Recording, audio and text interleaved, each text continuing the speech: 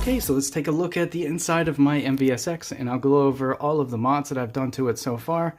The most significant, you may have noticed from the video, are these two giant speakers on the back. I know it's kind of weird to put them on the back, but the sound is completely different. The experience is completely different. It's much louder. I love it. These are simply 4-ohm speakers. I believe they're like a crazy overkill in wattage, but that wattage is not being used because they are in parallel with the new speakers that I put on the front of the cabinet, which I'll show you also. So these two speakers, as you can see here, these wires go down and they're simply in parallel with the speakers that are on the front of the cabinet. These speakers right here, these speakers were changed out, and these are now 6-ohm speakers, and they're DIY speakers. I'll throw a link in the description. In Amazon of which ones I actually used. They sound amazing, they sound great.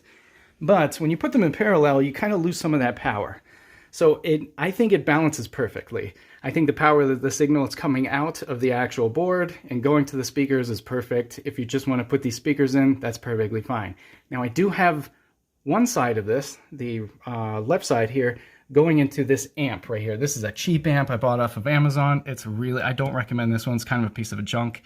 As you can see, this wire right here, this wire goes down into an RCA cable, which then gets split and goes into that speaker over there. It's in parallel with that. The only reason why I did that is to control this giant bass shaker right here. This thing is awesome. I got this idea from Retro Ralph. He put this in one of his cabinets, and I just thought it was great. I control it with this up here, the amplifier, because this is going directly into a bass signal. See that S for subwoofer right there? Once it goes in there, I could definitely set it. I have it set so it's subtle. It vibrates. You feel it in the front of the arcade when you're holding the stick and you're fighting and it's playing music. You do feel the vibrations. So one thing you have to note is that because this thing vibrates so much, like if you have this turned up a lot over here, you don't even need it turned up a lot for a game such as Samurai Shodown 5, where the beginning theme song goes boom, boom, boom. This thing shakes my house, right? This thing is all so awesome. And because of that, I kind of had to secure everything in here. Now, the cables aren't vibrating, thankfully. I don't hear any buzzing or anything. I did from this piece right here. The reason why this thing is in here, this is the power cable right here, as you see, that goes into this. The reason why this is in here is because I just wanted one cable coming out of the back of it, and that's what I achieved by putting this in here. There is USB. This is another cheap thing I bought from Amazon. This is powering the amp right here. And it's also powering, as you see, the actual unit itself. This is recessed just simply because I had to, because this part sticks out so far. I didn't want to chop this and solder it in there and just leave it on all the time, because I want to be able to put the cabinet back to stock if I have to. But this thing vibrated like crazy, and it was making a buzzing noise. It was super annoying because of the bass shaker here. So I used this foam tape right here. This stuff came with a window unit air conditioner that I use in my bunny's room, one of my rabbit's rooms in the summer. And you could probably buy it at any hardware store. This took away that buzz completely. It's only sticky on one side. So the side that's on the actual cabinet is stuck down, and you can see kind of that dark gray right there. That's double stick tape that's in between this and the actual power block. So whenever I have the back of this put together, whenever I have this on, the only thing you see is one cable coming out. And I did have to drill a small hole. As you see there, it looks like a door to a mouse house, like from some weird Tom and Jerry cartoon. All right, so moving over to the front of the cabinet. Now, if you want to take off this control deck, all you have to do is take out 3 screws on each side. This one up here goes into the top up here, and then these two right here in the front. They both go into the sides here. And once you're done, you can actually, once you take those off, you can actually just kind of pull on the sticks, as you see, and you can just lift it out. And then you just have to disconnect that one piece right here. I'm just going to go ahead and disconnect that. There we go. And then I can't pull this all the way off because of the speaker wires that go into the back. Now, whenever you first purchase this, obviously, none of these wires will be going into the back. These 2 yellow wires went directly into the speakers that came with the unit. Like I said, I replaced them. These are the speakers that I replaced them with. They sound really good. They don't have a very high signal, but they do sound good. And again, I said I have everything in parallel, so that's why you see it going into the back of the cabinet. What you're going to see are these 2 yellow wires going to the plus and minus on here. The next thing I did was I put in a Sanwa stick on this guy here. The Sanwa stick, as you see, fits perfectly. I put that little 8 octagon gate right there, made a world of a difference. And I also put in these HAP buttons. Now, let's go back to the Sanwa stick here. It has a 5-pin connector, and as you see here, this is like one of my first attempts at cable porn. I got heat shrink tubing, and I didn't even solder the wires. I just twisted them together, then laid the twisted pair against the wire, pulled up the heat shrink tube, blasted it with a heat gun, and that was it.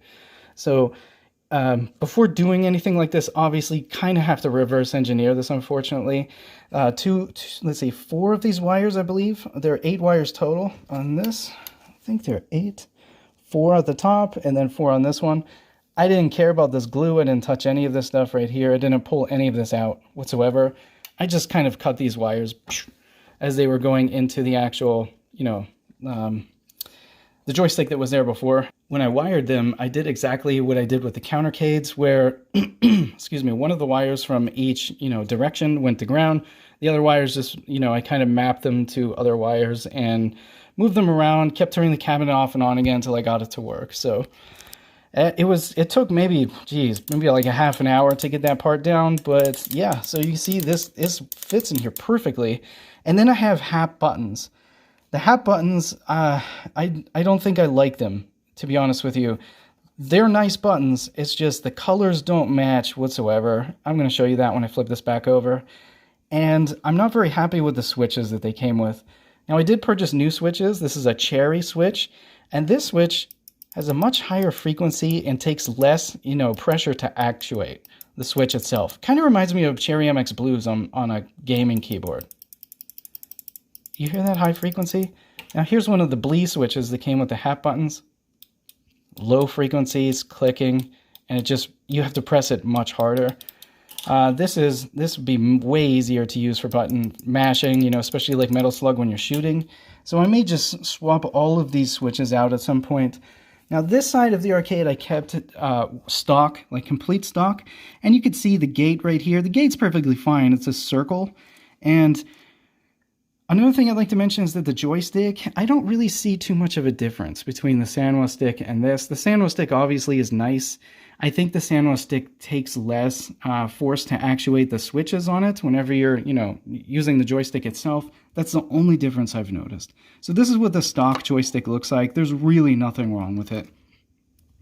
This is what the stock switches look like. These are simple linear switches.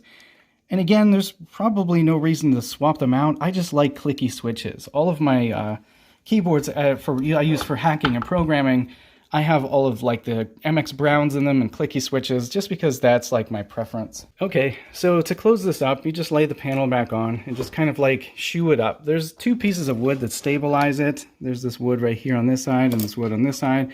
And then before you close it up, obviously you want to plug this back in.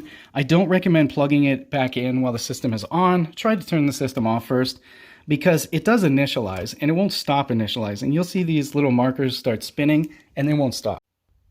Okay, so the news that you have been waiting for, that we all have been waiting for, every MVSX owner has been waiting for this news. This is super awesome. The Hylo team has finally hacked the Neo Geo MVSX system. This is the team of folks who brought us the Hylo stick hack for the Neo Geo Arcade Stick Pro and even hacked the Neo Geo Mini. This hack completely runs off of a USB drive and allows us to play all Neo Geo games on our MVSX. I will drop a link in the description below of the video announcement brought to us by Neo C Vera, so be sure to check that out. So stay tuned also for a tutorial video and review video of the Hylo MVSX hack whenever it gets released. Okay, so let's talk a second about the HAP button colors. Now I said they didn't match, and what I meant by that is that if you take a look at this is the stock side here, and these are the HAP buttons. Of course I chose black over white for the excess buttons, just simply because I don't even want to see them. Kind of wish they weren't there. But the red match is kind of nice. It's a little more saturated than this side. And the yellow matches kind of perfectly. The green is just really strange. There's like a lot more blue in it looks like, and it's very desaturated. Whereas the blue is super saturated and much darker. As you see these two, the green and yellow over here, from the stock side, I think this side just looks nicer than this side, to be honest with you. So if we take a look at the Arcade Stick Pro, the colors are exactly the same, pretty much almost exactly the same, as the stock buttons for the MVSX, as you see here. So for me from my perception as a consumer, this is like their theme. This is like kind of like the SNK theme. So these not matching kind of pissed me off a little bit, but doing a little bit of research, we can see this is an actual photograph of an MVS system. This is a desaturated bluish green. Now, this green actually does match that one for the hat button, but look at that dark, deep, saturated blue. That doesn't match this blue. That doesn't match that blue at all. So the blues right here from the MVSX and the Arcade Stick Pro do match. So the one I'm kind of, I don't know, I'm torn by it. You know, I kind of wish that I could get these colors with nice, you know, the cherry switches on it. Like I said, these are linear. There's no click. It just pushes down. Very easy to mash though. Okay, so the last thing we're gonna do is take a look at a video clip I recorded of the sound. Now I'd recommend maybe using headphones for this. Obviously you're not going to be able to feel the actual bass thumping, but I'm telling you, I could feel it in the floor, I could feel it in the furniture. It makes a world of a difference. It's absolutely awesome. So let's take a look at that clip now.